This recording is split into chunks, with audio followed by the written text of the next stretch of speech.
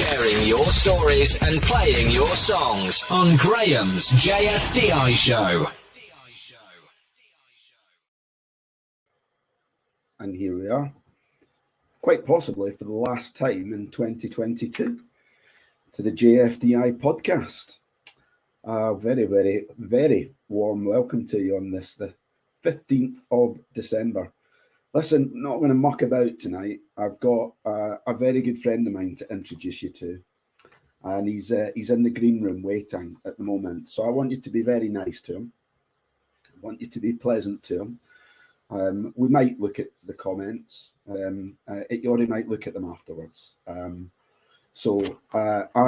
known tonight's guest for a few years, but it feels like an awful lot longer than that. And I mean that in the best possible way I could.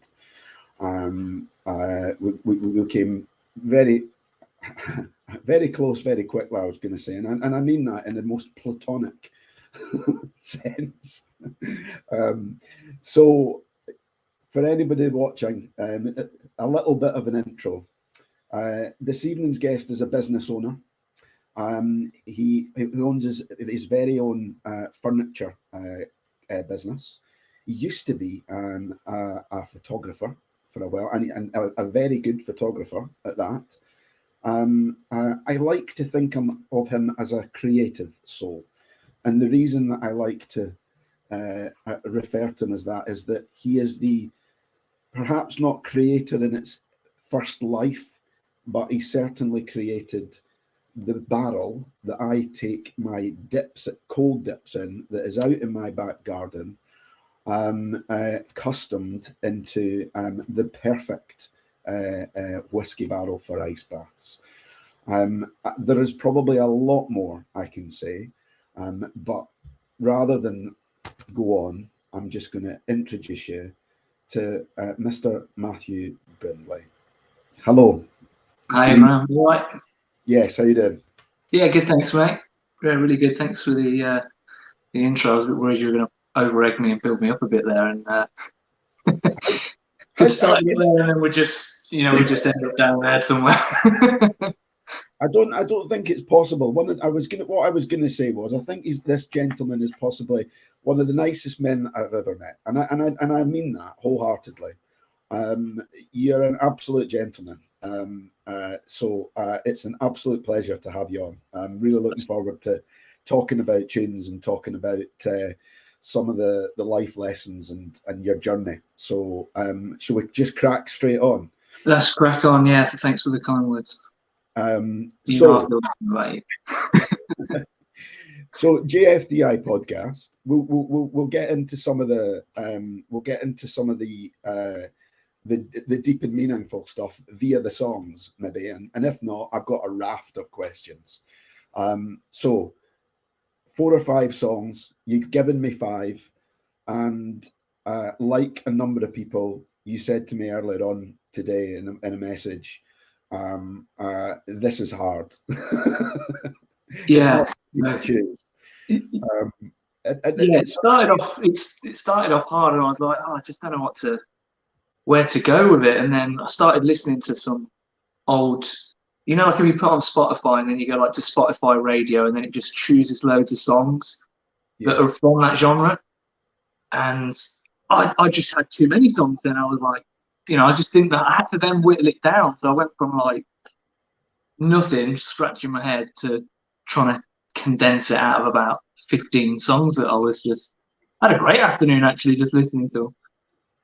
It can be quite cathartic, but it does mean it can be quite difficult, especially because it's it doesn't need to be favourite songs. It's songs that are just have played a part in your life for whatever reason, and that's the glory of it. It can be any reason at all. So you went for should we go straight in? Your first song. First song. So is there any particular order? I'm just going to read them out. I think I put them in order. They're like kind of chronological order. Perfect. So the first one's The Rock Show by Blink-182. Yeah, that's my youth. That was kind of 14, 15, 16 years of age. Blink-182. In fact, it surprised me how much my music's changed, how much, you know, because I don't listen to any of that like rock music anymore, and that used to be all like, what do you call it? Is it punk music, something like that? Sum 41, Feeder, Blink 182. Yeah, I'd say the rock music. Yeah, so you know, I Kind of don't listen indie to rock. it anymore. It was really weird going back and listening to it. So funny how my kind of styles have changed really. Yeah. So what age were you? What age were you when this was out then? 14, 15, did you say? 14, 15, 16. Yeah, I think the kind of Blink 182 was, it was kind of like American Pie when that first came out. Right, And yes. you know, that was the kind of age that we would have, you know, in the UK, obviously it was American, but you know, in the UK that was kind of my age, so it was really relatable. Yeah. So yeah, that, I think if I heard that song, it kind of triggered an emotion, and it kind of took me back then. One of my best mates, we were both into the same band, and Yeah. you know, that was kind of the music that we listened to. And what sort of things were you into back then? So with that kind of music, what sort of stuff were you getting up to back in those Oh, days? I wasn't too bad at that age actually. I was quite was a little bit naughty at school. I think that's probably the right word. Class clown. A likable rogue was what the head teacher called me. But I was never, you know, my morals, my moral compass was always on the, you know, in the right direction. Yeah. I just don't think I particularly enjoyed school or that method of learning really, and it was more of an opportunity for me to be a bit of a showman and fool around with mates. You know, to go back there now, I'd have a right crack. Yeah. How did that manifest itself then? As a showman, what sort of stuff were you doing? Just always being the joker. You know, I never took things too serious. Like, you know, my lad's just, you know, he's in secondary school now, and he's so, you know, he's good with his homework. He, you know, he's everything that I wasn't really. You know, I never did homework. I'd be doing it on the bus on the way into school, or I'd be doing it in morning break. You know, the homework just before the lesson, copying it off somebody. Never revised. I mean, when we did our GCSEs, my mum was doing a nut because I just wasn't around. I was just out with my mates, playing football, out on the bike. You know, I think we had off. It was mad. It was something like 2 months off. You get to revise for your GCSEs, and then you go back. And my mum didn't see me for 2 months. I was just out and about. Didn't revise. Said I didn't revise once. I revised for one exam, and that was history, because I didn't even know what the subject was. I didn't know what we were doing. So I stayed up all night revising. I think went to sleep at about 5, 6 in the morning. I got up, I fell asleep in the exam. So I got in the exam room. I was about 20 minutes into it.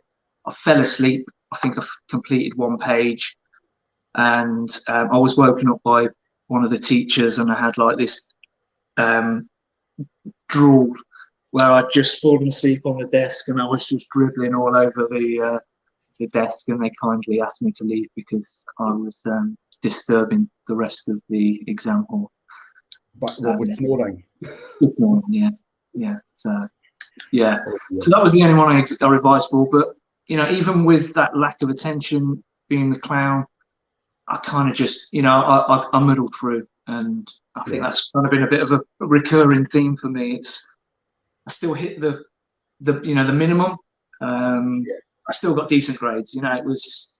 I was going to say, even though you fell asleep, what grade did you manage?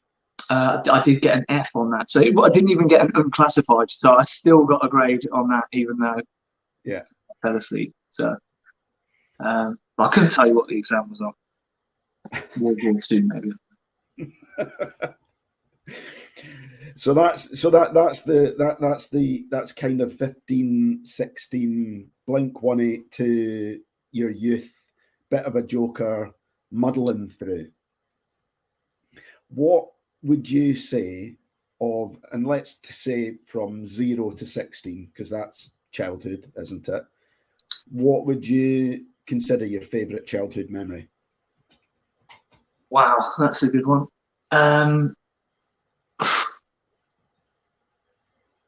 You really put me on the spot there, mate. I know, that's my job.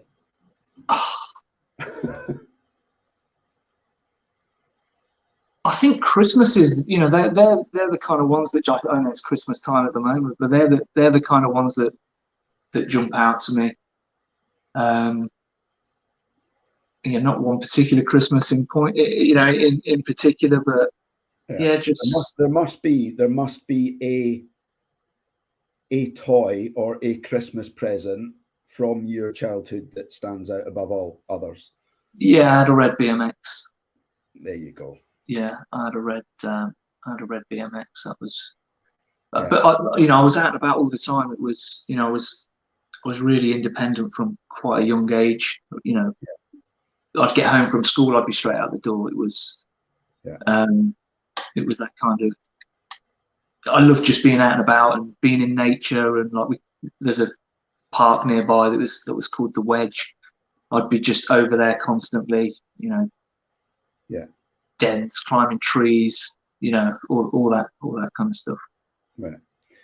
And so when you talk about being like straight out the door, when were you straight out the door for good? What age were you when you kind of left home? So and I guess what took you away from home? I guess so. When I was living, I lived with my mum and dad were separated. So when I was living with my mum, we'd had a bit of a bust up, and I left to live with dad, and that was kind of a wake up call, because my dad, he didn't do everything for me. It was very much, he left me to be really independent, which is what I kind of left the house for, to get with my mom. And then when I lived with dad, it was a bit like a wake up call in terms of fending for myself, pretty early on. I used to work in AXA, like the AXA Assurance, was it? Insurance. Yeah, I used to do like premium bonds and stuff like that. And I was terrible for turning up to work, turning up late. I was just shocking. I'd rather, meet the lads at McDonald's. We all had scooters at that time, these little twist and go scooters. We'd just hang out for a bit, and then I've got to go and pop into work. But when I moved in with my dad, it was like, you're not doing that. I'm taking you to work. You're coming with me. I'm dropping you off. I'm picking you up. It was, he created that like a strict, but he, we never argued. He's a really laid back, cool character. Yeah. But it was non-negotiable that these kind of, these morals, this kind of the standards, and hold yourself to a higher standard, and get the basics right, turn up on time, look smart, consequences for actions, all of that sort of stuff. Yeah, exactly. It wasn't. So was there it was probably it's probably a good making of me as to who I am now. Don't get me wrong. That's from my mom. My mom has got incredible standards. Yeah. And that's just what I've had throughout, I guess. But yeah, that's when I left home, and then I met my wife, and we moved out when I think we were about 23. And then we did up a house just to kind of move it on, really. And then we kind of bought our forever-ish home, which we keep threatening. How did you and Danny meet? So I split up with a long-term girlfriend, and I turned into a bit of a recluse, actually. And funnily enough, and you didn't know this, but that's kind of where I started drinking. So really weirdly, you mentioned that. So this girl,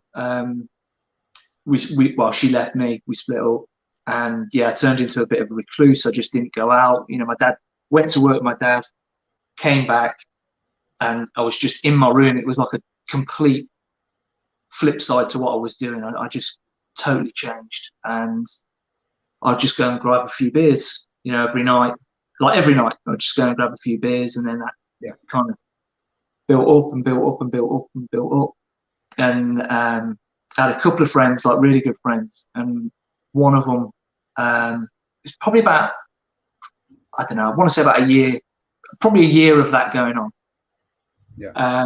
Really, you know, self-pity and just not wanting to pick myself up. It was, you know, I was over her, but it was just like, I've got beer, you know, and I've got the PlayStation, and it was that kind of thing, really. Nothing else. Work was shit. No, I was just, you know, work was work, was boring. I was good at it, but and that was like a sales job in insurance. You know, I was good at it. You know, we'd in the branch that we were in, we'd normally hit target by like 12 o'clock, and then there was a lad there that was great friends with. We used to just muck around. That was a good laugh. That was at Warwick University, so I kind of had a student lifestyle without going to uni, if you know what I mean. So I kind of had that hybrid lifestyle, if you like. Yeah.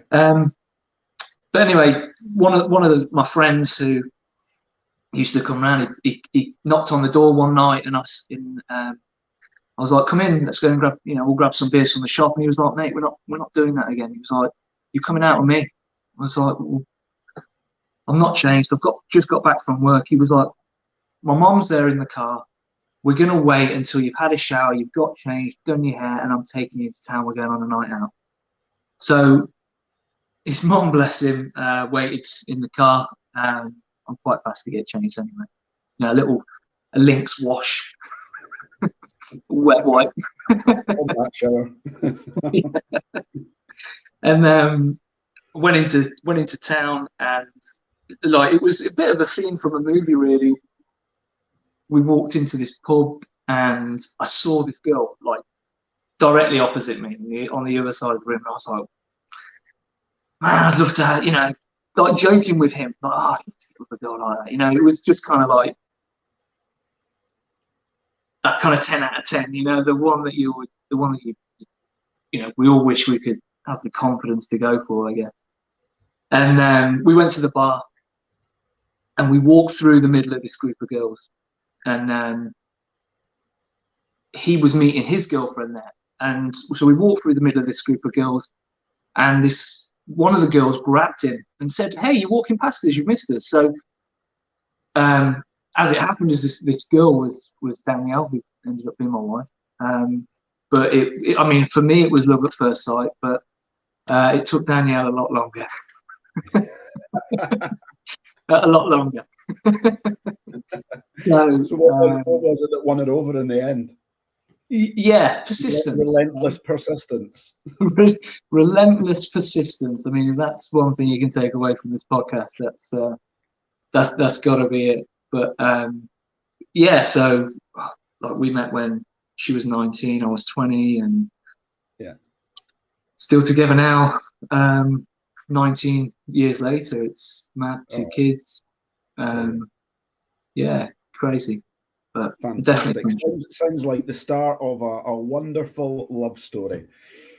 Yeah.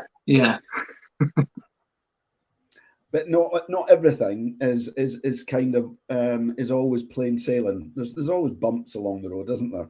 But before I ask you about that, let's go on to your next song, shall we? Go on. So we've got "Banquet" by Block Party. Yeah, again, not. I think there were so many songs that I could have chosen, or really popular songs, but these are. I mean, Blink 182 is a popular one, but the Block Party Banquet was. So when I got my first car, I had like a sub. You know, you used to buy these like massive, crazy speakers that used to fill the boot of the car. Yeah. So you like buy I had a Rover 216 called Joyce, and I couldn't couldn't carry anything in the boot. It was just full of this massive sound system that just I used to I had to drill the number plate in because it kept vibrating the sticky pads off. But anyway, Block Party Banquet was like that. It was just a wicked song to put through those speakers, and I think when I passed my test, because I passed my test after I'd met Danielle, and it was kind of that period of me getting back to my old self and having the freedom with a car. It was like me on the red BMX when I was a kid. It was it was like that time again, if you like, of having that freedom. And yeah, I remember Joyce and the tune, like it was yesterday. Cruising, windows down, shades on, windows down, the window, pulling up at the traffic lights with the music as loud as it would go, vibrating. Yeah, you couldn't hear it. It was just. But obviously, it really appealed to me at the time. So. Yeah. And how old were you then when you had Joyce? 20. Well, I got Joyce for my 21st birthday. So. All right. Okay. So you were with you and Danielle were together at that point then. Yeah. Right. Okay. How did Danielle feel about Joyce? Well, she had Sherman, so okay. And Sherman was a really dark green punter. So like the Sherman tank. She had to explain that to me. I don't know whether that needed explaining or you just got that, but so it was me, Danny, Joyce, and Sherman. Yeah. Great. So, okay, we'll pick up when you and Danielle were together. And how long did you then continue to work at AXA? Was it AXA you were working at? Yeah, so AXA was probably I was 16, 17, so I left school, went straight into AXA. Then I joined Ensley, which is like another insurance place. Yeah. Then there was like a little firm called, I can't remember what that was even called. And then I joined like a family-run business, and I was there for, I'm sure it was about 11 years. But I kept hitting my head on the ceiling. There was, I just didn't have anywhere to go. And like as you kindly introduced me, I'm a creative type, and I just felt like I didn't have any release for that, if that makes sense. Yeah. So it was time for me to move on from there. I moved to another insurance company, and that's kind of where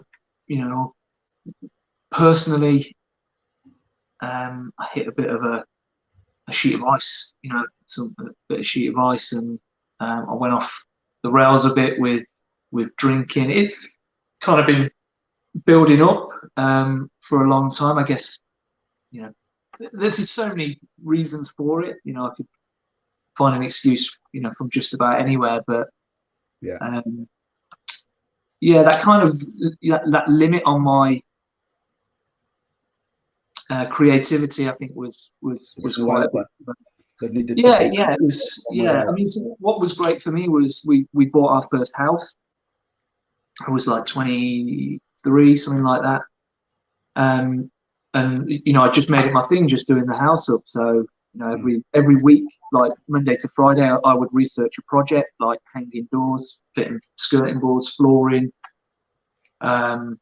anything. I'd just research it that week. I'd order all the parts on Friday, and I would just do that job Saturday and Sunday. And we ended up doing the house.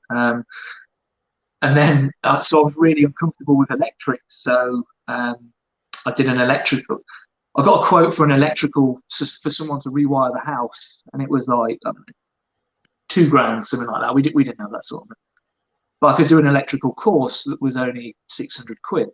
So I did the electrical course. I really loved the lads that were on that course, and I stayed there for 5 years. Like at the end of 5 years, I fully qualified as an electrician. I had no intention of doing it. Fully qualified as an electrician. Did my 18th edition. I set up an electrical business. You know, but evenings and weekends around the insurance. We did get a business going with a lot of estate agents and stuff like that.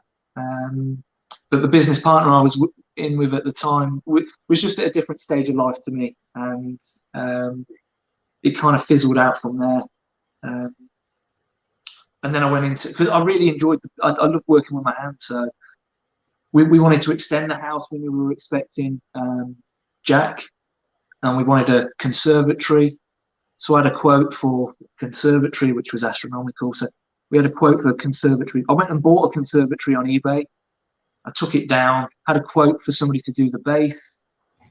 It was like 700 quid. I was like, I can't afford 700 quid, you know, for a base, which is so cheap now. You know, I was like, I can do a bricklaying course. So I ended up doing bricklaying for 3 years, qualifying as a bricklayer. I did that with carpentry as well. So I've done all the, like, I gathered all these skill sets over the years. But they were just hobbies, you know. I just really enjoyed them. I really liked working with my hands, and that became my creative outlet. So, you know, doing that house and being up scaffold, changing fascias and guttering, knocking down chimney stacks, taking out chimney breasts, lifting floorboards, replacing joy, you know, just anything, everything. It was just a pleasure, you know, just completely loved it. Yeah. Yeah, and that became my creative outlet. Then while I was at the last insurance company, I went through this bit of a meltdown, had a bit of a wobble with drinking, which I'll skirt back round to, if that's okay. Yeah. And there's this company in Coventry that do like property refitment, and so it'd be like fitting bathrooms, kitchens, plastering, plumbing, electrics, carpentry, anything and everything. We would literally turn up and, you know, put a house back together or take a house apart or anything. But it was so much fun. It was like, I couldn't believe I was being paid for it, you know. But that I always had side hustles. So you mentioned I was a photographer. God, so much going on here, isn't there? So you mentioned I was a photographer. I like photography. So in the middle of all that, those kind of electrical courses and the building course, I did a photography course for 2 years. And then I was a wedding photographer. I shot with he must be the biggest wedding photographer in the UK. And I was like a second shooter for him for a while. Then I broke off from him and started doing it myself. But then that didn't really fit. The thing is, I do these things and then I never think, oh, how's that actually going to fit in my life? You know, where's the space for that to fit in? So I did all that. And what I found was it was just too much time away from, you know, everyone gets married on Friday, Saturday or Sunday. So I was always away from the kids, Friday, Saturday, Sunday. I was working Monday to Friday. And all my evenings were like editing photos. And I just literally had no life. You know, it was, it was something I enjoyed, but just didn't fit in with life. You know, that's the long and short of it, really. Yeah, that is a lot. Like you said, that's a lot more than I remembered. To be honest, I think that if you asked me to name them all again, but here's a question: what would you say is the one thing that career path, that varied career path, has taught you that everyone should learn at some point in their life?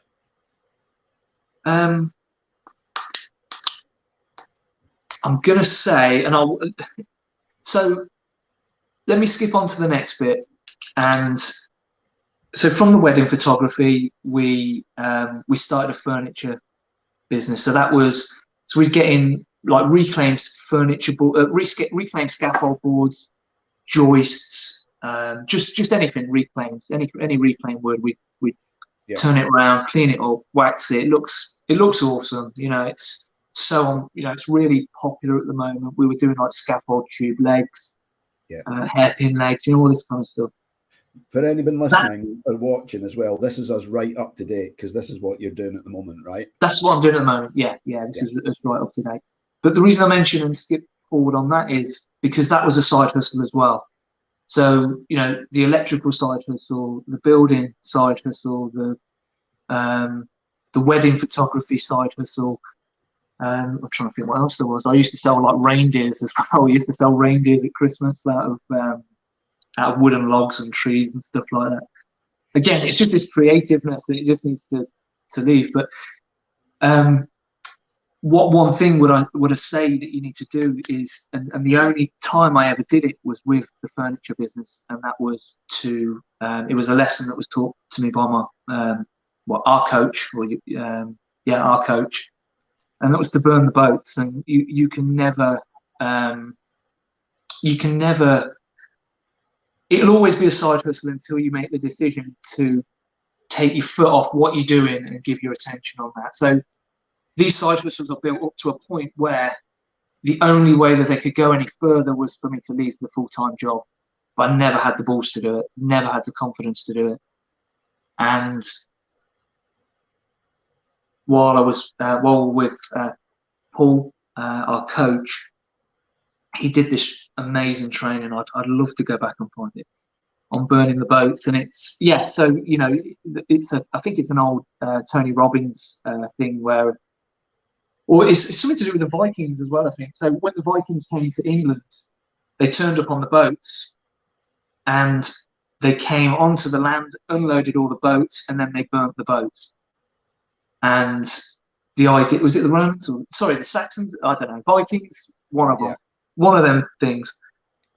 But they burnt the boats. So they gave themselves no choice to go back. The only way that they were going is straight forward off that beach to take over the land, and as they did. And that was the same with me. I was making great headway in the insurance company I was with. They put me forward for stuff that they'd normally hold back for other people, for people to kind of gain experience, whereas they were pushing me into it. I was enjoying it, but just wasn't where my heart was. And I burnt the boats, handed my notice in. So this is back in 2019, end of 2019. It was 15th of December 2019, something like that. Handed my notice in, and from the 1st of January 2020, I was going into furniture. That was it. That was me full time. And then COVID happened. So, it was like, I burnt that boat at the wrong time, haven't I? But we kind of read the situation well. And again, I owe so much to Paul, our coach, Paul Moore. But, he was like, just do the opposite to what everyone else is doing. Everyone's panicking. Everyone's looking at the news. Everyone's, feeling sorry for themselves. And, it's almost like this pit of despair, and I forget what you call it, kind of like the despair kind of fed each other, and everyone was, Facebook was just full of, can't do this, oh, we're not allowed to do that. And it was just like, look, you've got your own game to play, just play your own game, and do the opposite to what everyone's doing. So we literally did that. We had a little bit of storage just out the back here. I've got a workshop out the back here. And we rented 2 garages, just that opposite really. We took out, borrowed a bit of money off my dad, and we just literally filled 2 garages with wood. At that point, I'd never bought more than like 100 boards at a time, and I think we had something like 600 boards. So we literally did the opposite to what I'd ever done. We completely filled these garages. We doubled our advertising. We just went absolutely nuts on it, and it just absolutely exploded. We just couldn't keep up with the work. We were that was at the time when we were really close. We were like checking in with each other. So we'd do like 5 a.m. check-ins, and I'd be in the workshop working at 6 a.m. until 8, 9 o'clock at night. Then come in, deal with emails, quotes, respond to people. chase up where people's deliveries had gone and all that. You know, Danny was in here, waxing, packaging, you know, liaising with customers, and it was just a whirlwind. It was just absolutely crazy. And from that, we managed to scale into we're in a much bigger workshop now. We've got we've got shipping containers for storage. We've still got the workshop here at the back. Danny uses that for waxing, and then I'm over there, you know, doing the woodwork. Danny is now employed. I'm employed by the business. Danny's employed by the business. Danny's dad's employed by the business. We set up a secondary company as well to deal with because we were buying the metalwork in.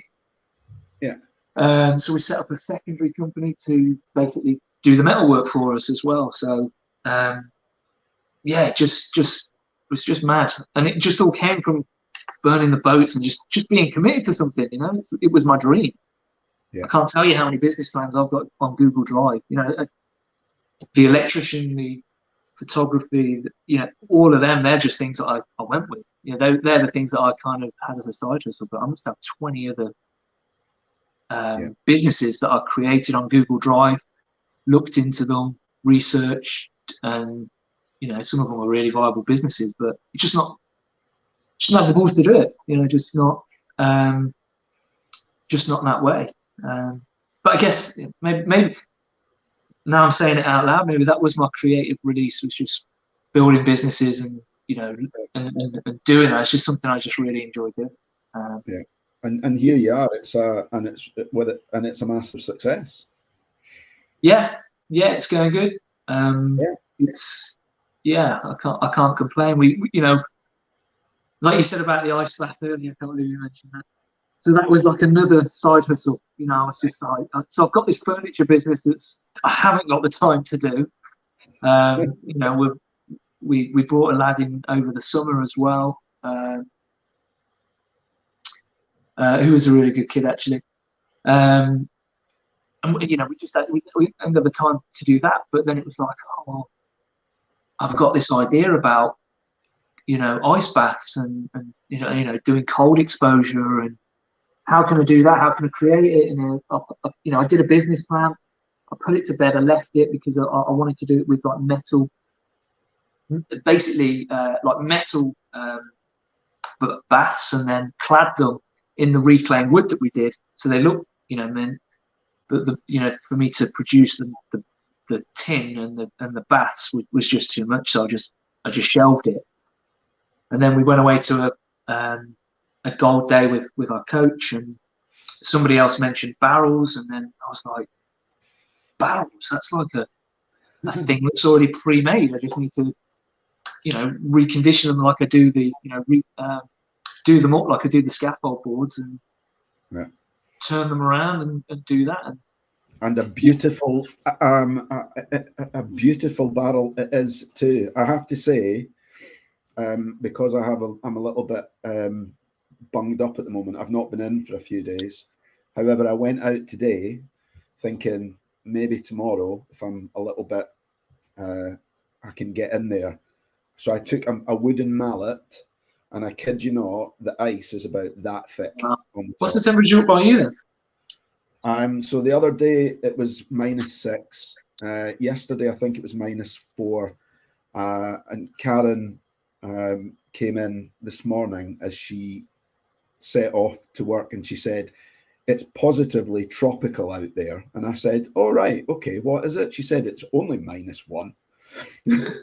So it's not. It wasn't as cold today. So I'm glad you're getting enjoyment out of it. So again, it was just another project. You know, as I got into it and learned the cruxes of it, it just wasn't viable for me. You know, but like you say there, like burn the boats, a great lesson, and kind of, you know, something that perhaps I need to listen to as well. If you've got your heart set on something, then you need to stick with it. So fair play. So I'm gonna change the tone, because it's a great story, but like we say, there's been some bumps along the way. We know what success you've had, But what would you consider to be your biggest failure? And But you're saying this very politely, Graham. Listen, what did the experience of this teach you? It's your story. You tell me what you want. Yeah. So, you know, I hate this thing of where do you start? You know, start at the beginning, but the beginning could be so many different places. So, yeah. Well, I guess I'll ask you another question. At what point in time, or you know, what one thing kind of caused you? Because you've spoken a little bit about a couple of wobbles, and you've mentioned drink a few times, and said, "Well, we'll look back to that." So obviously, to kind of get to the point, obviously drinking as is. Listen, and the reason I thought that this will resonate with some of my viewers and listeners, because I have made no secret in my life that I've had challenges with booze. I know a lot of my friends have. I know some of them, some people that I know and I'm in contact with, probably think that they should cut down the amount of alcohol that they drink. It's an interesting topic the world across, relationship booze. So at what point in time did you kind of get to the point that you thought, you know, what was the lowest low for you? When did you kind of think enough's enough, this has to change? And kind of, I guess, what led up to that, and then what did you do? So, you know, so hard, because I've been a real heavy drinker. So, you know, you do lose a lot of the timeline of kind of where you were when what happened and that kind of stuff. But yeah, long and short of it, really, I had an operation on my knee, and it put me bedridden for sort of 8 weeks, I think it was. I couldn't put any weight on it at all, and it was just you know, I'd prepared for the operation, so they get you to do physio before the operation, so that you can recover quicker. And I had this operation, I was bedridden, and I couldn't stand it. You know, it just plunged me into I just didn't expect that to be laid up for that amount of time. I didn't enjoy it. I had no outlet. I did, in fact, that's really funny. I did have an outlet. I built a business for the kids to do when they were a little bit older, which actually Emily started this year, which is hilarious. But what happened was it kind of just sent me on a bit of a spiral with the drinking, and I kind of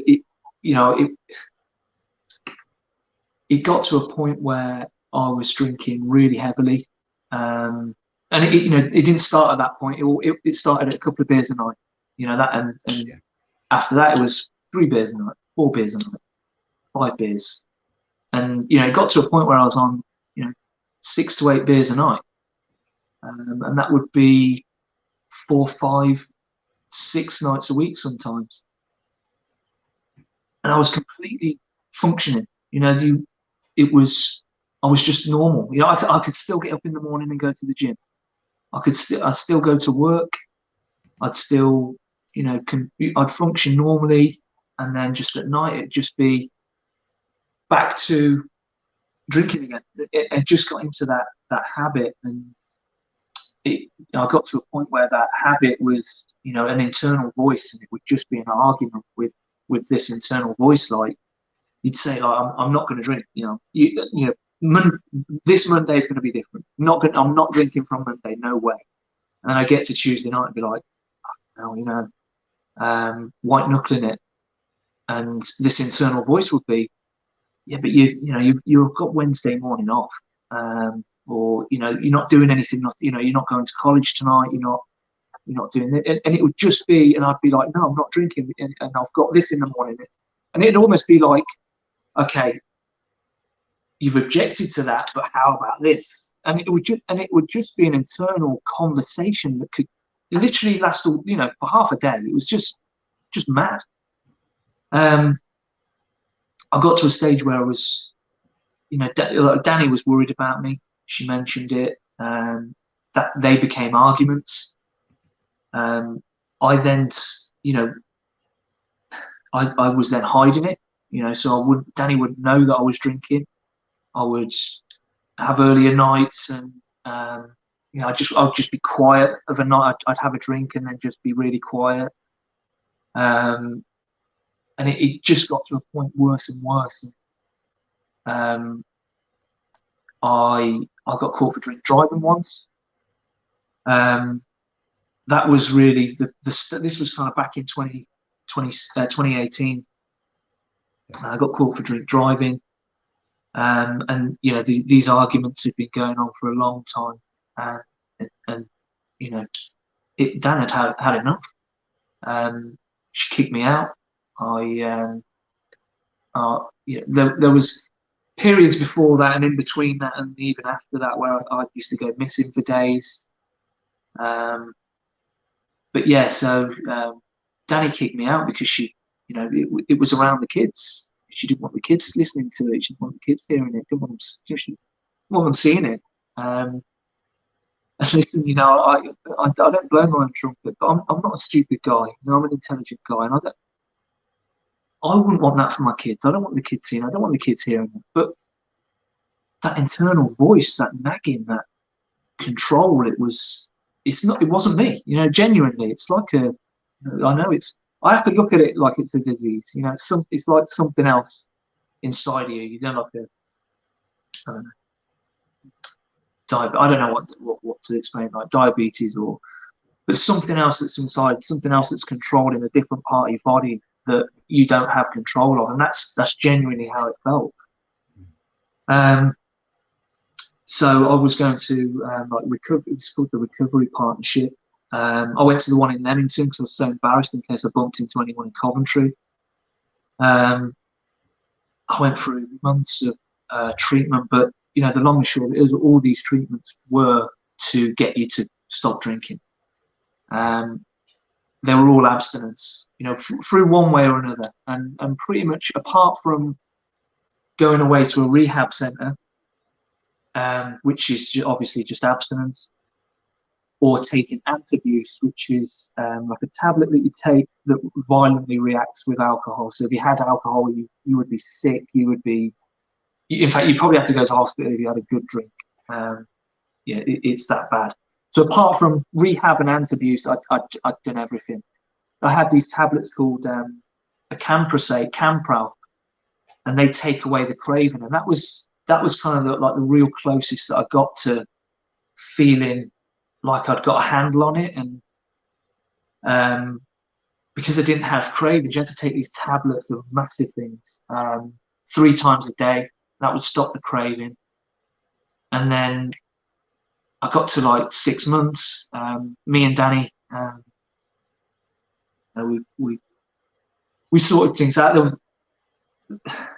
God, man, so many things that even just talking about it, you know, just have these crazy flashbacks. Yeah. So, yeah, I had a really rough ride of it.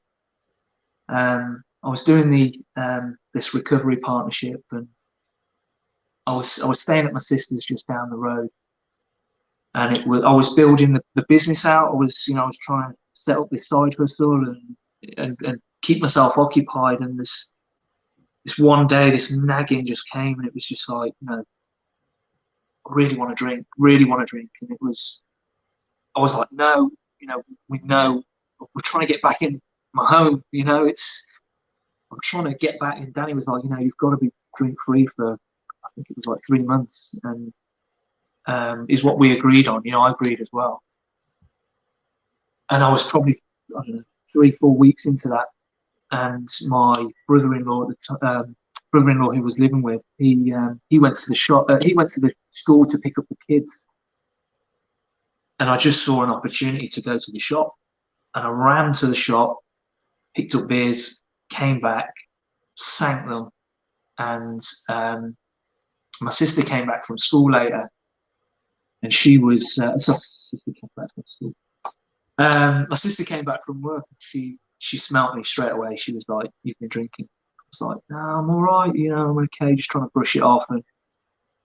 And we had a bit of an argument, and it really hit me because, like I say, you know, it's mad because you, the person, you want to fix it. You don't want to be drinking, but you've got this kind of other person, other being inside of you, this kind of like devil on your shoulder that's coaxing you on, and you can control you. You know, don't get me wrong, it's controlling. And I felt so embarrassed, ashamed, and I'd upset my sister, who I was living with. I was not in the home. I was hiding from our coach because I just didn't want to face the music. And I just felt, you know, I got myself in a state, and I was drunk, and I decided to basically just end things. You know, for me, like logically, I was the problem. I was the problem in my sister's life. I was the problem in my brother-in-law's life. I was the problem in Danny's life. I was the problem in Jack and Emily's life. I was the one causing the arguments. I was the root of everything. So if that's the equation, well, if you take that out of it, everything's going to be better, isn't it? And that logically, obviously, you know, I was drunk, but logically it was like, take me out of the situation. Everyone's going to be better for it.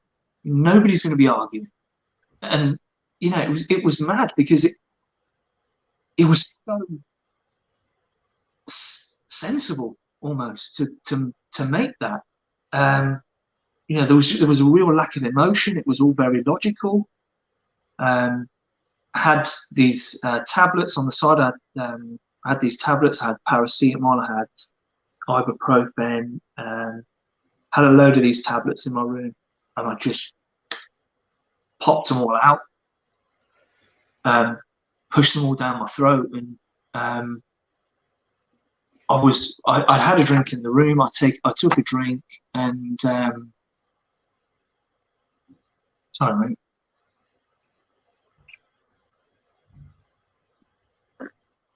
And it's all right. Listen. You don't have to say anything that, like, you know, mate. It's upsetting, right? Yeah, it is. Yeah. So I had this drink, and I couldn't get them through my throat, so I was gagging. And they had this door that was it was like a sliding door, but it was really noisy, and I was in a state of panic because I couldn't breathe, even though I was trying to do the worst. And my brother-in-law heard me, and he came down. He was like, "Matt, what's going on?" I was like, "I fucked up. I've massively, you know, just the whole."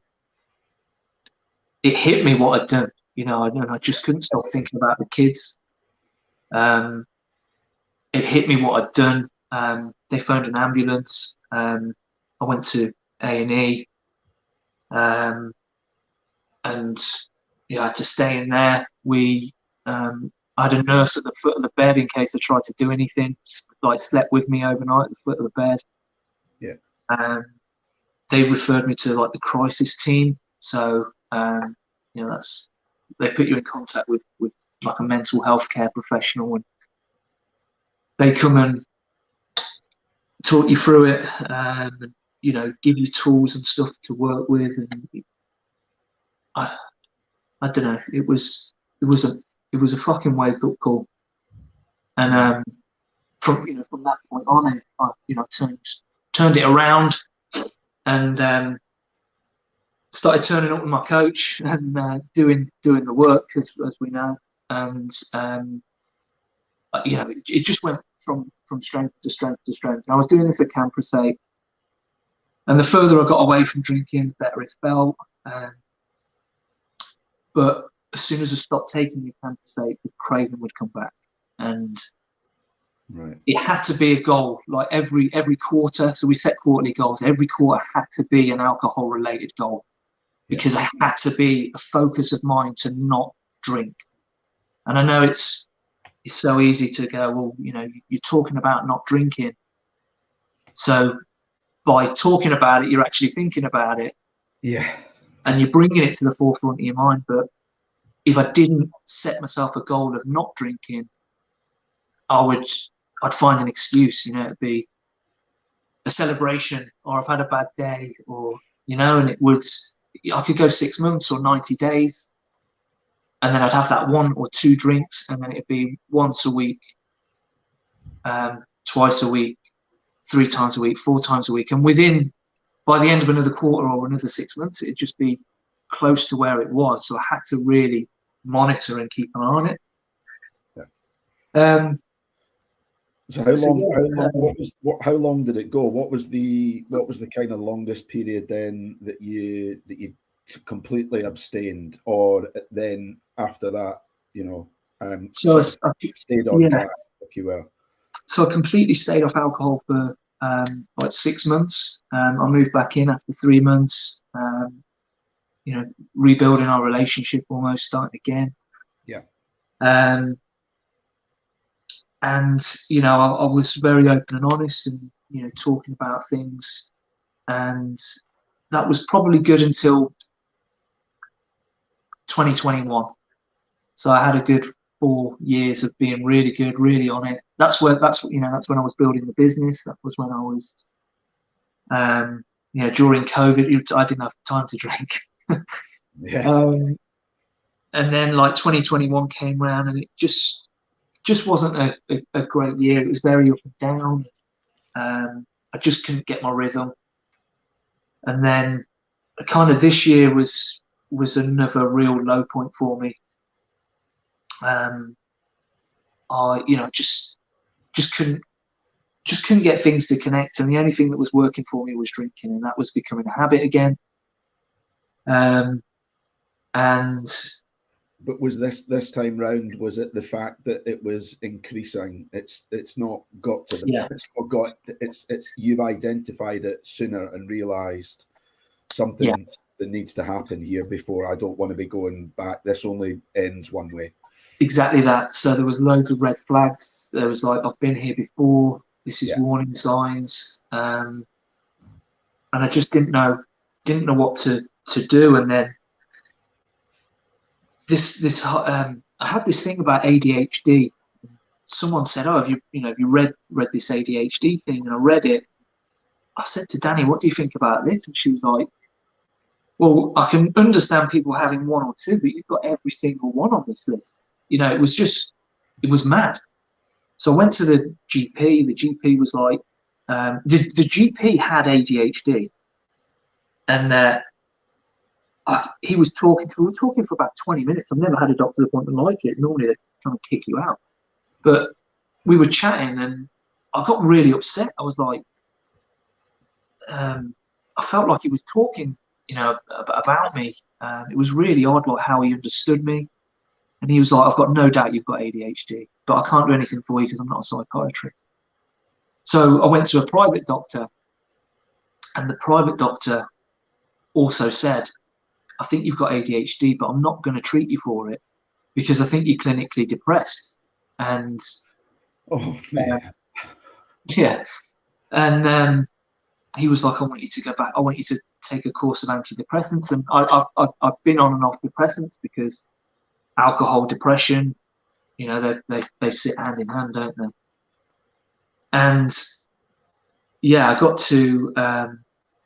just got to a point where I was just drinking more and more and more because I was just trying to bury myself. I was trying to hide from everything really and not face anything. And it's a great tool to just switch off, numb out, forget, and you know, I know it only works until the next morning, then you've got to go through it again, but it's the short-term fix, isn't it? You know, it's just there, it works. So, you know, kind of fast forward again to maybe, I don't know, 6 weeks ago, something like that. Oh, sorry. It's okay. I'm good. So the screen's going to be funny. Yeah, so fast forward to and this is how crazy fast this has happened to about 6 weeks ago. So just to put you in the picture, maybe 2 months ago, I was drinking 8 to 10 pints a night, 4, 5 times a week. You know, it had got back there. I was hiding it from Danny again. It was it just gone back there, you know. And as much as I didn't want it to, it had got there. And you know, for all the, you know, trying to get through it, I just didn't have an answer for it. And the easiest thing for me to do was drink, really. So about 8 weeks ago, I went to bed early, and I was looking at, I'd saved a video on YouTube, and it was something like, "This is the last video you'll ever watch regarding alcohol. It will change your life forever." Oh, one of those. One of those. And I was like, I bet it delivered nothing. Yeah, it delivered absolutely. It was just clickbait. So yeah. But what was interesting was YouTube played the next video, you know, like it relates to the next video. So it played this next video, and it was this woman called Claudia Christian, and she's an actress. She used to be in Dallas, I think, and some of her stuff. And she was talking about being a drinker, and you know, the situations that you think of that other people don't think of. And I was like that. It's like she's in my head talking about it. So it really grabbed me. She started talking about this method of overcoming alcoholism.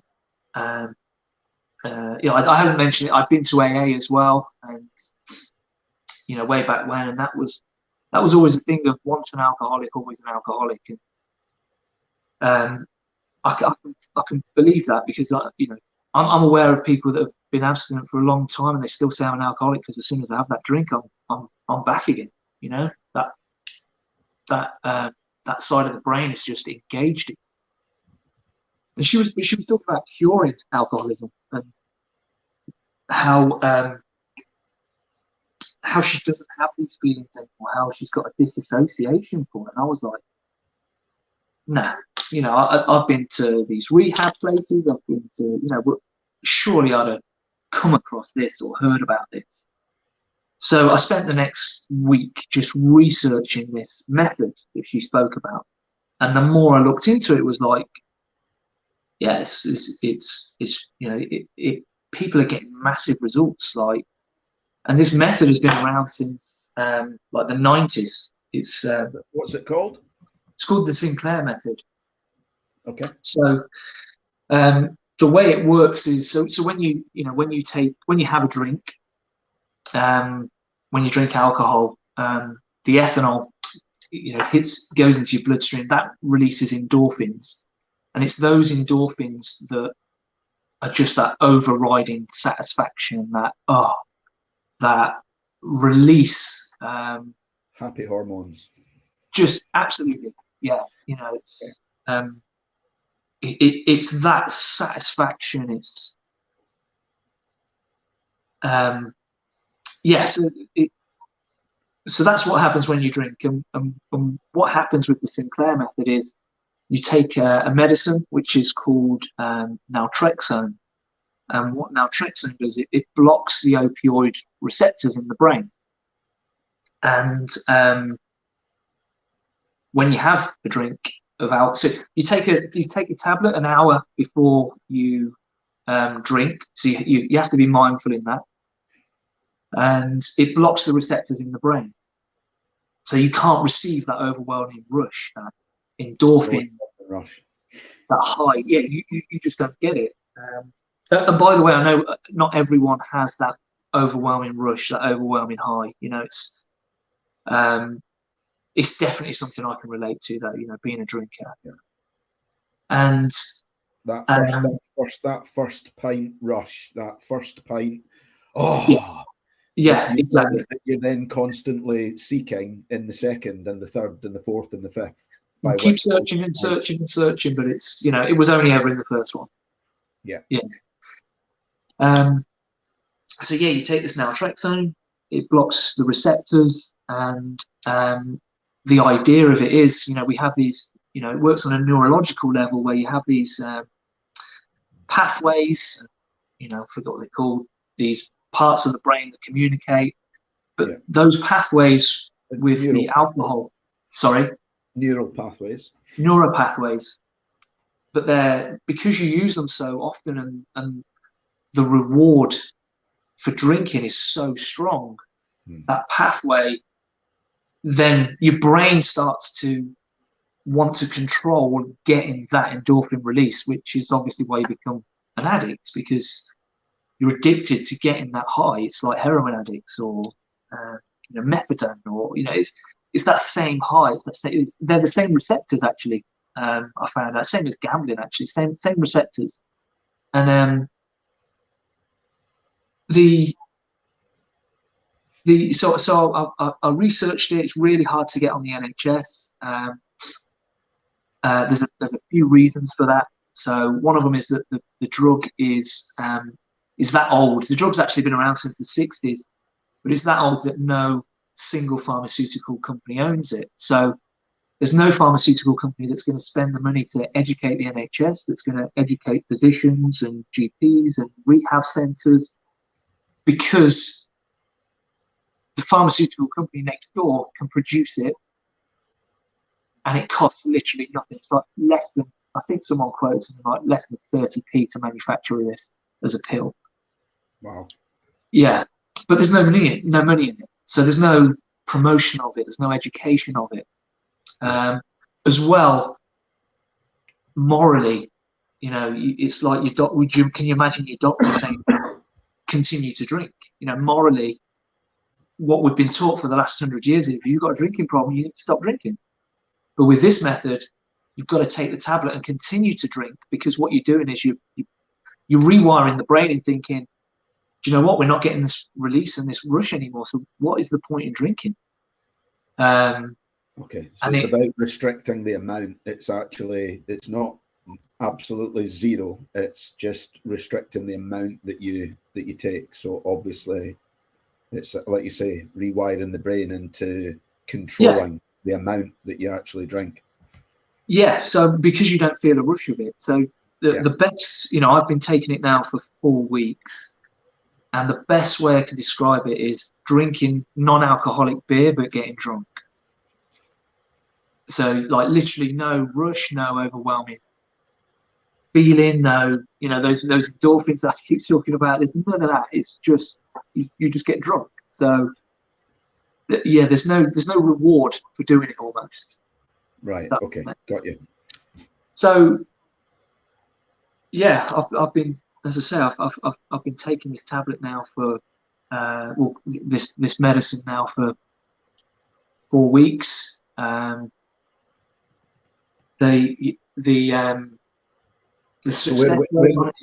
where we at now? How what's that for? 4 weeks you've been taking it? What's that journey look like? Crazy. Yeah. Like so, I would not. You couldn't have. If you'd have told me this 2 months ago, I'd have laughed in your face. It's just madness. So I was drinking 4 or 5 times a week, hitting somewhere around 60 to 80 units of alcohol a week. The recommended guidelines, I think, something like 15. And what I said to myself, I'm going to drink twice a week. Then I'm never more than sort of 4 days away from a drink. The advice is never white knuckle it. If you need to drink, you feel like you need to drink, take your tablet, have a drink. Yeah. So on my first one that I took, I waited an hour, had the drink. It was really hard. I just didn't get that rush. And ordinarily for me, and I never leave a drink in the fridge. What a waste. And I bought 8 cans and I drank 5. And I was like, wow, that's a big difference straight away. And then on the Friday, it was exactly the same. I just didn't have that rush. Can I ask you, how did you feel after you'd had the 5? So you didn't have the that sort of endorphin rush after the first one, but after you'd had the 5, how did you feel like in yourself? do you know what was weird? Even after the second one, I was a bit like, oh, not even sure I enjoy the flavour of this anymore. You know, I was questioning it really early. But I guess there's that part of the brain that's like, carry on because it will turn up. You know, you're still waiting for it to show up. Yeah. That makes sense. So I think that's why I continue to drink. The 5.5, I think it was. And then on Friday, I had 6. So that was week 1. So my units had come down to, you know, as I say, between 60 and 80. And I drank 30 units that week. And then the same for the second week. And then the same for the third week. So not only have I gone from 4, 5, 6 times a week, I'm now only drinking twice a week. And instead of, I don't know, 15 to 20 units per session, it's more like 12 units per session, 15 units per session, maybe. So yeah, but you know, those are the tangibles, and those are the facts and the figures. They're the measurables. I can give you that, and if we put that on a graph, we'll all go, yeah, that's brilliant. You know, that's progress. Yeah. But mate, the real wins is how I feel and how I think, because that internal voice just is not gone yet, but is so much quieter, and I've got so much more control over it. It is just for example, we went away to Newcastle on like a Christmas do at the weekend on Friday. Yeah. Now we got to the hotel early. Now ordinarily 4 weeks ago, if we'd have been there, I'd have gone to the bar early, saying that I was meeting the lads. I'd have had 2-3 pints in the bar, leave Danny in the room to, you know, go and get showered, changed, and meet me in the bar. We'd have gone to the event. I'd have drank 10 pints. You know, you're looking at it now, probably in that amount of time, I could probably, 8 to 10 pints, something like that. And then back to the hotel, last orders, you know, having drinking, last orders, 2 pints at last orders. You know, really trying to just consume as it was just rinse every minute and every opportunity, every drop, yeah, of everything, and it just was not that way. I wasn't bothered about getting to the bar early. Me and Danny had a drink in the bar. We got to the venue. You know, I drank, you know, roughly in line with everyone else. In fact, I remember a friend of mine, Wes. He saw. I went to the toilet and I came back. I saw him at the bar and he was ordering drinks, and he said, "Do you and Danny want a drink?" And I said, "I've still got half a pint on the table, but I think Danny had had one." So I went back to the table with just Danny's drink, and Danny was like, "What are you doing?" You know, like just bringing her a drink. Like it was, honestly, it was just unheard of, crazy. And last drinks at the bar. We went to the bar with another friend and his wife. We're having, you know, just for the chat, for the conversation. Last orders came. We were just like, nah, you know, we're okay, thanks. But even while we were at the event, so normally an event to me would be a drink, then spending time with people, and Danny and that kind of thing. But this time it was the event, the atmosphere, being with Danny, you know, out with, you know, just the two of us, talking to people. I remember speaking to two friends at the bar, Wes and Rich. And I was telling them about this method and how I was feeling. And I'd ordered a drink. I had a pint next to me, and I must have been talking for 20, 25 minutes, and I never took a drink out. And for me, 20 minutes is that's how, you know, that's enough for me to drink a pint and get the next one in. Yeah. You know, kind of like 20 minutes, half an hour to drink a pint, and then I'm on to the next one. And it just wasn't there. Just didn't have that feeling. And then even on the Saturday, so England game, get this, England game, walking through Newcastle, did a bit of Christmas shopping, and And Danny said to me, "Do you want to go and watch the football somewhere?" So immediately that would have been a pass. It's a free pass for me. Yeah. We can go and watch the football somewhere in a bar, obviously, drinking, obviously. And I was just like, "No, you know what? Let's just go back to the hotel." So we were walking back to the hotel, and Dan goes, "We've still got some free drinks vouchers for the bar. You know, we can watch it in the bar. We've got free drinks." So now I've got free drinks in a bar. I'm like, nah. And we walked past this pizza place, and I was like, you know what? I'd just love to get a pizza and just watch the football in bed.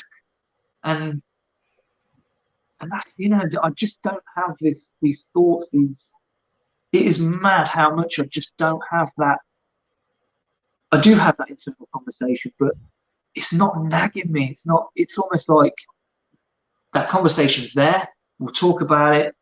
It's a no, and then we just move on.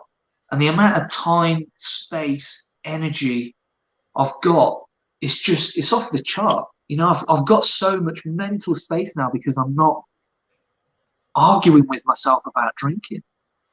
And these ADHD symptoms that I had, they're like alleviated, because I'm not so stressed all the time. I'm not fighting myself. I'm not arguing. And it's all internal, Yeah. But and I'm not saying that the symptoms are gone, but they're not a concern. They're manageable now. Whereas before it was like, I need help for this. Yeah. But yeah, honestly, mate, So this has been a complete game changer. In that game sense. changer is the word, 100%. Yeah. And what happens next then? What happens from here on in? I mean, it sounds like when you've said the thing I picked up there, you've said the biggest wins have been things in here, like that the physical reduction, like you say, we could track the progress and the decline of how much you've actually been intaking, but actually the biggest wins have been in here. Your views on kind of actually, how you view it. Yeah, it's like so what's next? Is there a we like goals and setting outcomes, targets, all of that good stuff. Is there an outcome, or is it actually just keep doing what you're doing? Yeah, so I'm definitely going to keep doing what I'm doing with this. Why wouldn't I? I've got my off switch back. I've got that clarity. I've got that consideration, whereas before it wasn't even consideration. I'd just be in the off license, like, how the fuck did I get here? Yeah, walking out with beers, and it was autonomous. Yeah, and that just doesn't happen. So yeah, going forward, this is what it is for me. This is like a contraceptive, if you like. Yeah. Before I drink, fascinating, like you said, that actually it's not more well known. That if this can have such a profound effect, then and I guess that's you're kind of quite keen to spread that message now. Yeah, going forwards, so for most people, you're supposed to take between sort of 4 months and 18 months, I think it is, before you kind of get to a stage where you're like, drink doesn't bother me. But there's a small category of people called early adopters, which I believe I am, because it's just almost immediately for me. But right. I honestly believe it's to do with the structure of my lifestyle. Like, I've got really good habits, so really bad habits, but I've got really good habits. I've got an amazing morning routine. I've got an amazing evening routine. I train regularly. I've got a business. I've got goals. I set family goals. There's.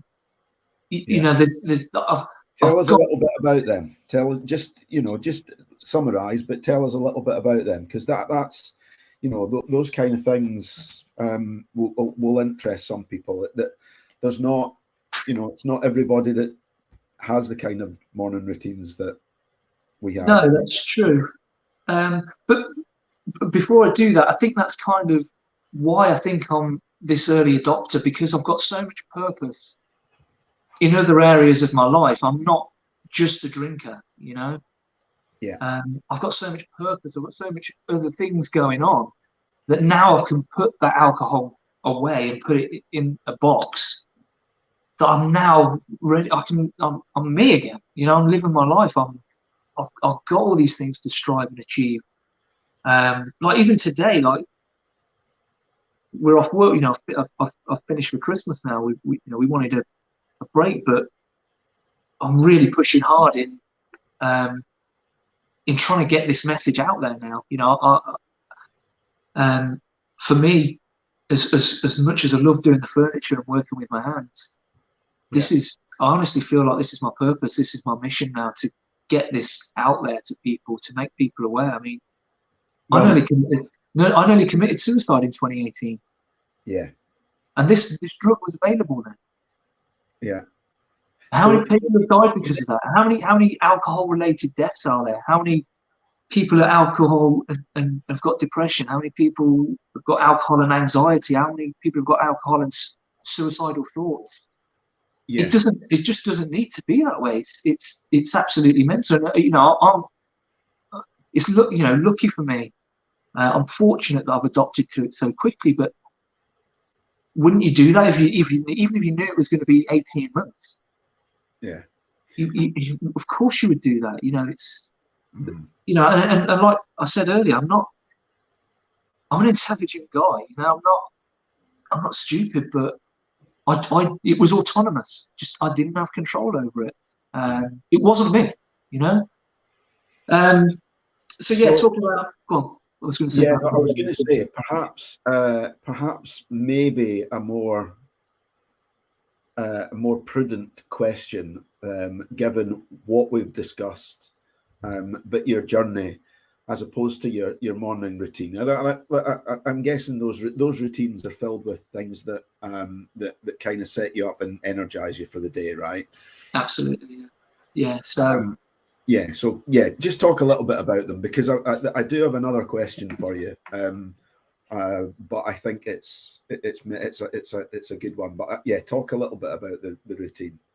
So the routine is I always like an early start. I know there's a lot of people mixed about having an early start, but I love to be up while the rest of the world's sleeping and cracking on and being productive at an early hour. So my alarms, is 10 to 5. And then if I want a lie-in, I set a secondary alarm for 5:30, and you know, so I can have a lie-in. If I don't have a good night's sleep, I can have another sort of 40 minutes or so. Breathing exercises. I meditate in the morning. I've just changed the meditation to it's a meditation that actually gets you to focus on the person that you want to be. So if you imagine, you know, so if you imagine who you want to be in 3 years' time, you know, where you want to be, how much do you want to earn, where do you want to live, what car do you want to drive, who do you want to be with, who do you want to go on holiday with, where did you go on holiday? You're not that person right now. Yeah, you've got to evolve to be that person. But this meditation I'm doing at the moment almost gets you to be that person. Imagine who you were if you were to do that, you know, and put yourself in the position. And then you have an evening one, actually, which is part of the evening routine, and it gets you to question things throughout the day. So how did you, you know, imagine you're somebody else looking at you, and would you have said that the way you behaved or acted is in line with the guy in 3 years' time, if that makes sense? Yeah. So it's really interesting. The morning and the evening routine meditations have just changed this quarter. Again, that was off the advice of Paul. Journaling, that's a massive one as well. So write intentions for the day. I map my day out every morning, so it's, you know, I don't go into the day think, you know, what have I got to do today, what's got to get done. I've got a list of priorities. I've got my target for the day. I've got a list of priorities. I've got people who I can get in contact with, things to be grateful for, deals that I can get over the line. And then, you know, I bring my quarterly goal into focus as well. Like, what am I doing today to work towards that quarterly goal? or what can be boxed off that quarterly goal today? What can you do to make progress in that area? So it's just like, it's clarity. It's knowing what you're going to be doing before you're doing it, because literally you should get out of bed in the morning and just wait for the world to hit. In fact, you should get out of bed in the morning, go on Facebook, look at everybody else's life, walk out and just let the world happen to me, come back and get pissed, and then do it over again. And yeah, these habits, I've been doing these habits now, since my low point in 2018. That's well, I joined Paul in 2017, but they've been in my life since 2017, 2018. But really, since 2018, they've been daily, and they're ingrained now. I don't think I could stop them if I wanted to, Yeah, too far down the line to turn back.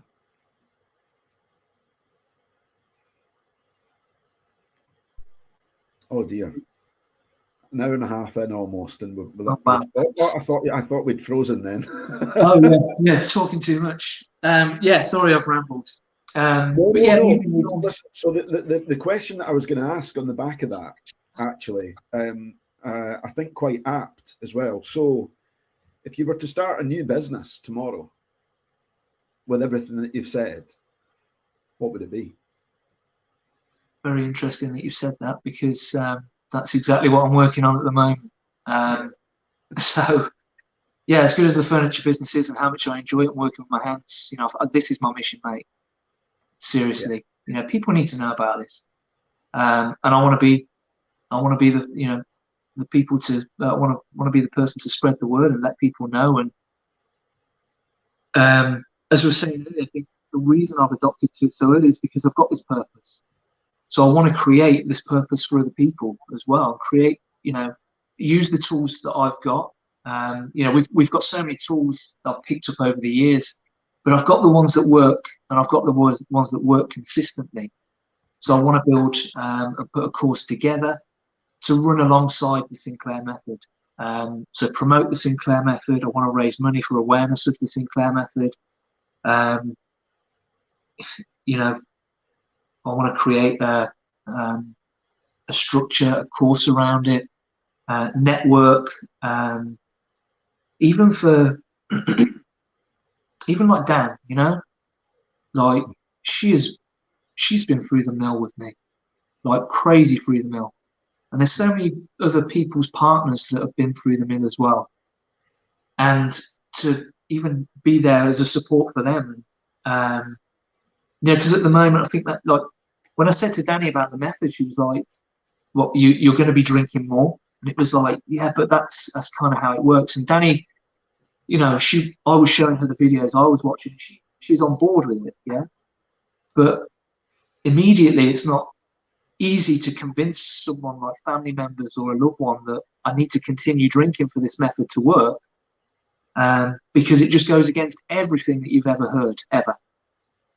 But I'm living proof of it, and the research I've done in it, it's mad, mate. So yeah, if I'm going to start a business tomorrow, that's what's going to be doing, helping people, spreading the word, and people like me that, yeah, I wish I'd had this, 5 years ago, 10 years ago.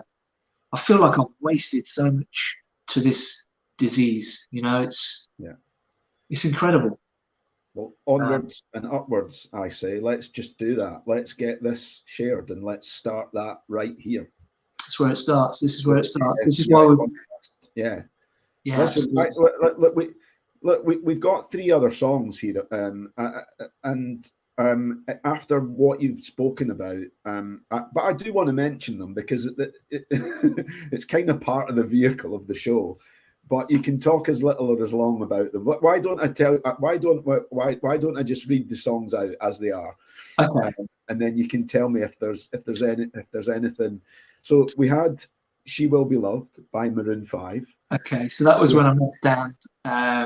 Right. Okay. That was the first album I bought. I think it was called "Songs About Jane." Yeah. Yeah, it was just reminded me of Danny.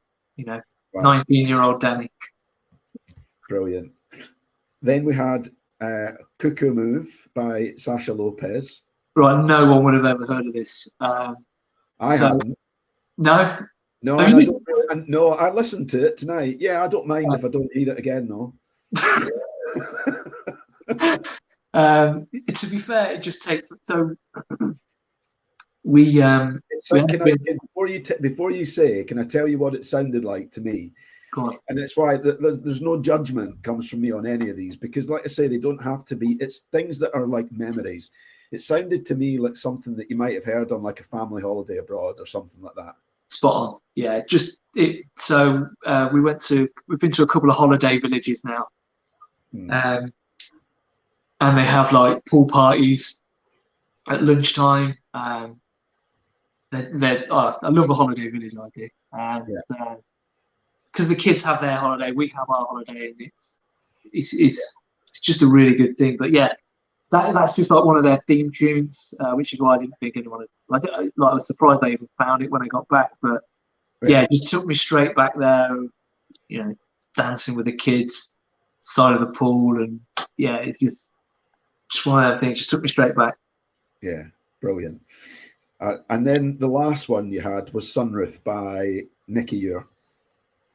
Yeah, again, I've never heard it before, probably about 2 months ago. And while I was away in Newcastle at the weekend, I was thinking about these songs and, which ones to choose. They've been on my mind for a while, mate. And we were walking through Next, and that song came on, and I was like, so Emily, she's mad for TikTok and like creating all these videos and stuff. And she'd created she baked some cookies in the kitchen here. And she backed the video to that song. Yeah. And we were walking through Next, and it was just one of them triggers, you just took me back to, because like me and Danny, when we went away to Newcastle this weekend, that was the first time in like 9 years, I think, that we'd actually been away without the kids.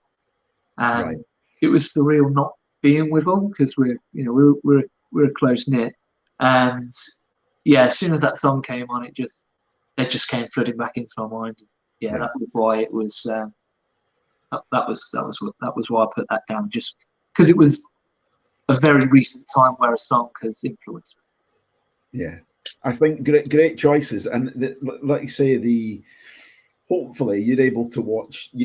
At some point you can watch this evening back, and because those memories tied in, I think that's what makes songs. It's the memories attached to them, and that's why we do what we do on here.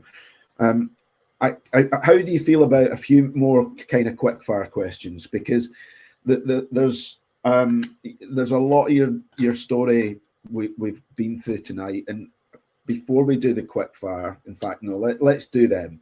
And the reason, if you've got time, I'd like to do them. Yeah, let's go.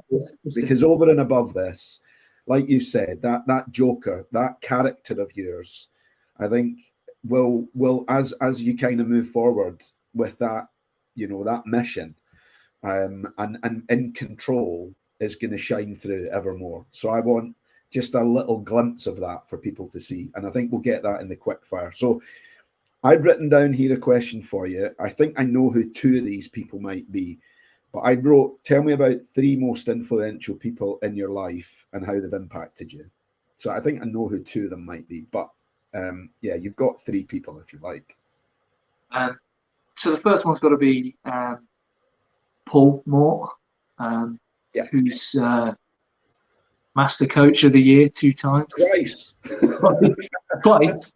Don't forget that. Because if we don't remember it, he'll tell us. Yeah. What a legend. Yeah. But yeah, I've been with him since 2017. That, I was looking for help then. I didn't really start to get involved and taking the lessons, getting involved, doing the work until 2018. But as soon as I pressed them buttons, the results were immediate. Yeah, yeah, he's crazy, just absolutely crazy. So shout out to Mr. Mort. Okay, 2 other people. Influential. God, it's so difficult, mate. You better say Danny. You better say Danny. I'm really struggling now. I mean, of course, I would say Danny anyway. I think I've just spoken too much about Danny tonight anyway. Right, okay. Well, we're getting a big head watching this back. Let's do some real quick fire ones, okay? Pet hate or pet peeve? Wow, the one that jumps out is people parking in parent and toddler when they are not got a child. I mean, our kids are way old for that now, but just have some fucking morals, man. Do you know, there was somebody said to me one day, there's 2 types of people in this world.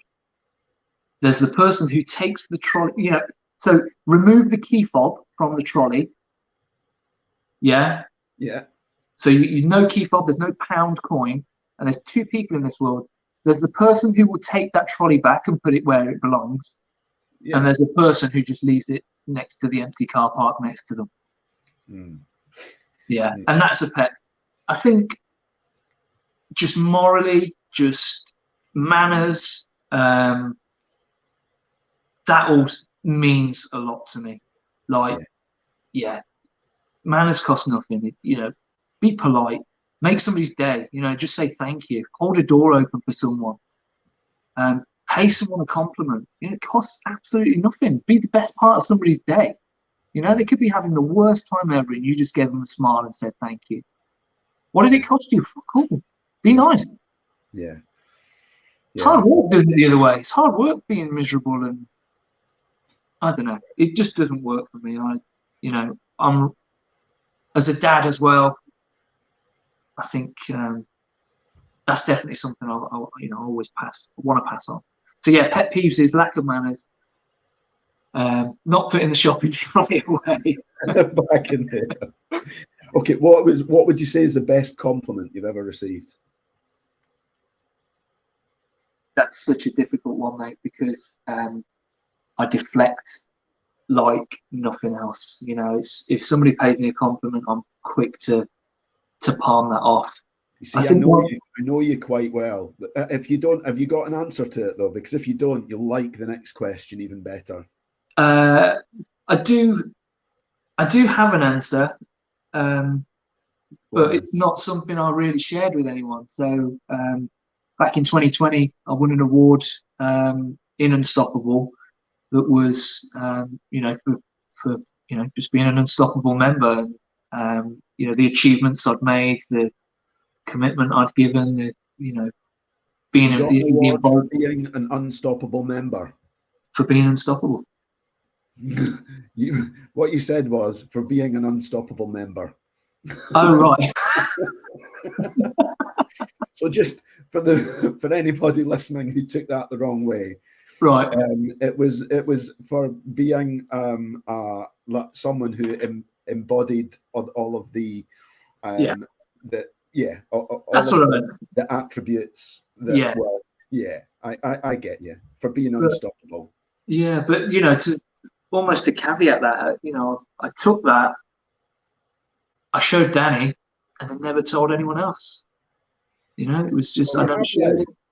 And congratulations for that. I thought it was well deserved at the time. So let's flip that on its head as well, because you'll like this, right? I know you'll like this. This is why I wrote it down. What's an insult that you've received that you're actually proud of? Where do you think of these things, man? Ask me the time or something. 1 minute, 1 hour, 39 minutes and 22 seconds. That's fine. An insult that I've received that I've been pleased with.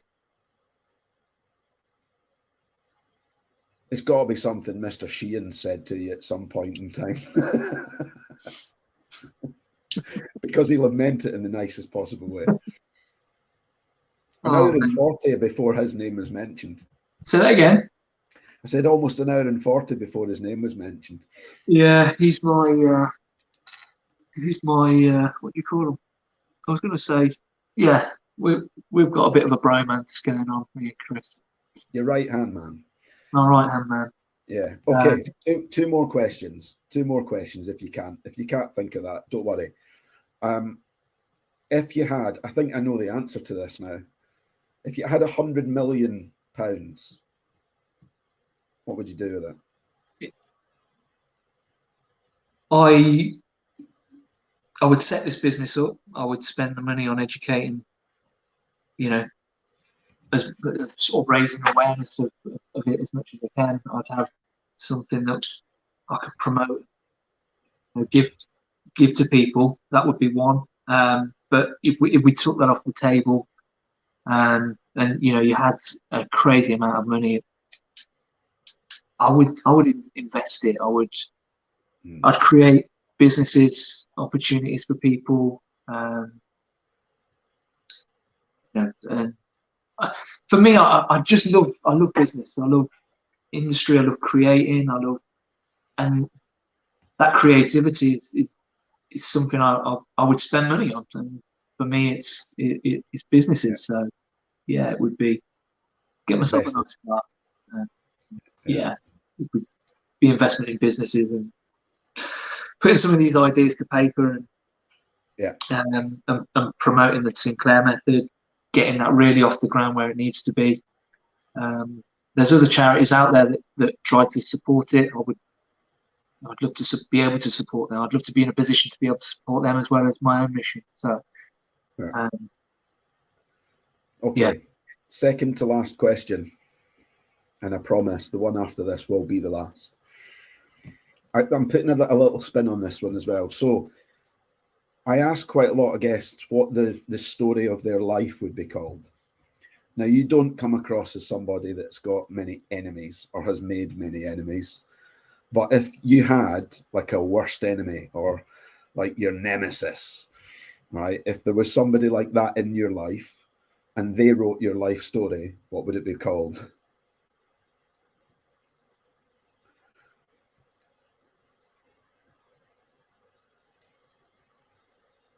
Long way around. I don't know that.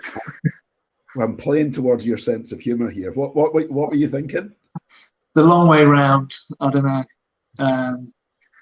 Yeah, in hindsight, there's so many things I could have done a bit more streamlined and a bit more easier. But oh man, these are difficult questions. Killing me. It'll get easier. It'll get easier. All right, listen. What have I not asked you tonight? What have I not asked?